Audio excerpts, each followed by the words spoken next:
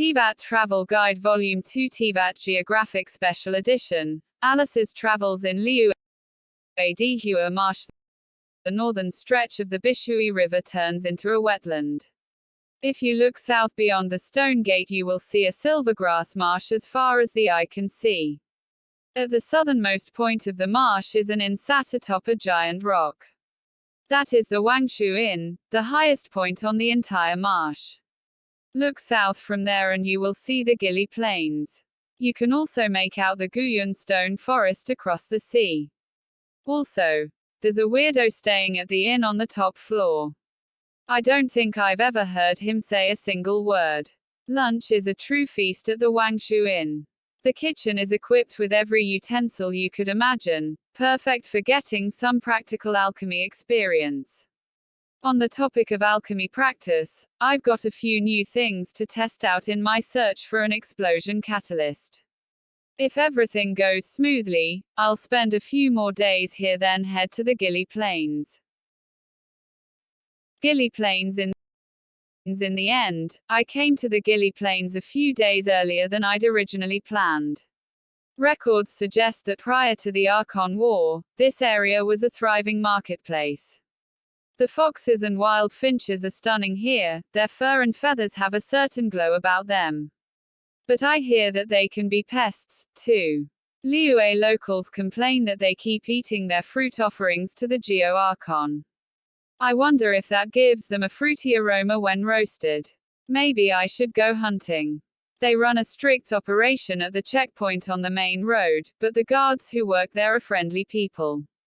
I made a potion from some local herbs and gave it to one of them for his stutter. It cured him, but it did have some minor side effects. He now can't help but constantly imitate everyone he comes across. Not just what they say, but the way they say it. It's uncanny how spot on his impressions are.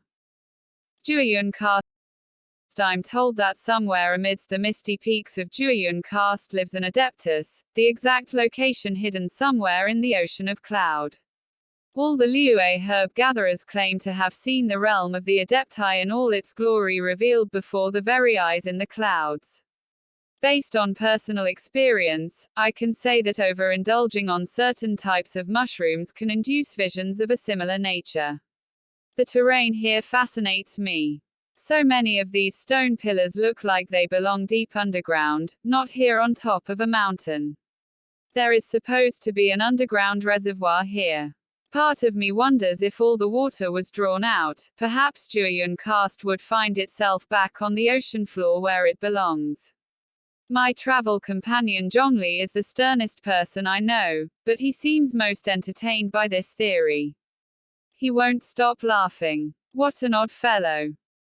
Yaoguang Shoal.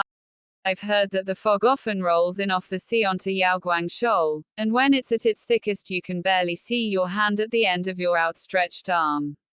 Unfortunately, I didn't make it here in time to see a foggy episode. It's a bit of a shame. There are so many lovely shells on the beach. I wonder how many of them have been there since the Archon War. I strung some of them together to make a necklace, but unfortunately that fisherman from the inn sat on it and broke it. Every last shell, brutally crushed beneath his merciless buttocks.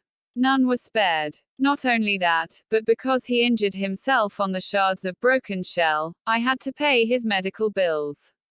A giant sea snail shell stands on the beach where the Bishui River enters the sea. A kind old lady lives inside. Her family is said to have sailed here on the giant shell, and she spends her time rescuing shipwrecked people who end up drifting near the shore. I think that repurposing the giant shell as a self-propelled boat would make it much easier for her to rescue people from the sea. But after I lost control of my third prototype seashell boat and it blew up, the kind old lady decided she was not going to rescue me from the sea anymore. Guyan Stone Forest. This is the site where the Geo Archon defeated the sea monster. Some of the great stone poles that pierce the ocean floor still tower above the surface of the sea, though many snapped long ago.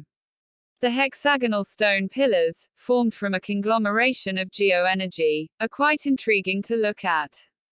Viewed from above, One gets the impression that they were deliberately arranged in the current form to make a specific shape on the ocean surface. Maybe that was the real reason the Geo-Archon rained down destruction on the ocean floor with his stone poles. Maybe it was all just a big joke, albeit in extremely poor taste. Zhongli from Liu Harbor seems extremely knowledgeable on Liu folklore, but I've never actually seen him come here. I can see the Wangshu Inn in the distance. I'll bet that weirdo I met there last time is still staring this way now. The flow of the ley lines around here are unique in all of Liyue. Much more dynamic, somewhat unstable. It's as if a great, relentless power stirs somewhere in the depths of the ocean. Perhaps it is the defeated sea monster, still writhing on the ocean floor.